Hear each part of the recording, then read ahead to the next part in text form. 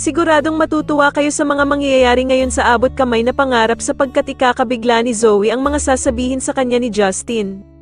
Dito nga ay makakahanap ng katapat itong si Zoe dahil sa magkakasagutan sila ni Justin at dito nga ay may sasabihin si Justin sa kanya na sobrang ikakagulat niya.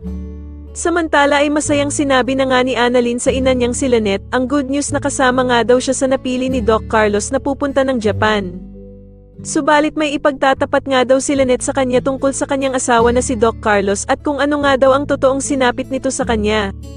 Sa kasamaang palad naman ay mukhang hindi nga ito may pagtatapat ni Lynette dahil sa biglang dadating nga itong si Doc Carlos at maaktuhan niya ang pag-uusap nilang mag-ina.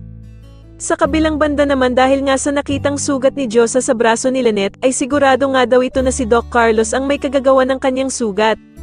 Kaya naman ay agad na yayayain niya si Aling Susan na pumunta na sa mga pulis para isumbong si Doc Carlos sa ginawa nito kay Lynette.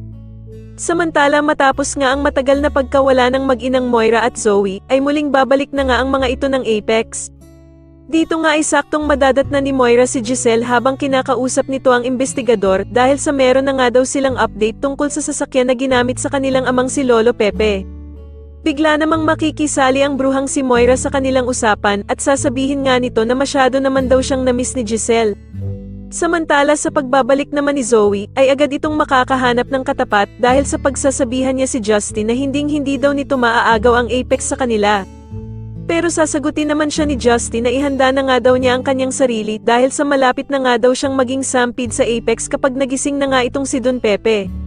Sa tingin niyo tuluyan na nga kayang makulong ang demonyong si Doc Carlos at maglakas loob na nga kaya talaga si Lynette na isumbong siya, mas lalo na nga talagang nagiging exciting ang mga susunod na kaganapan kaya naman ay mas lalo pa nating abangan ang mas lalong gumigandang abot kamay na pangarap. Maraming salamat po sa inyong panonood at sana po ay ma-subscribe niyo ako. Maraming salamat po.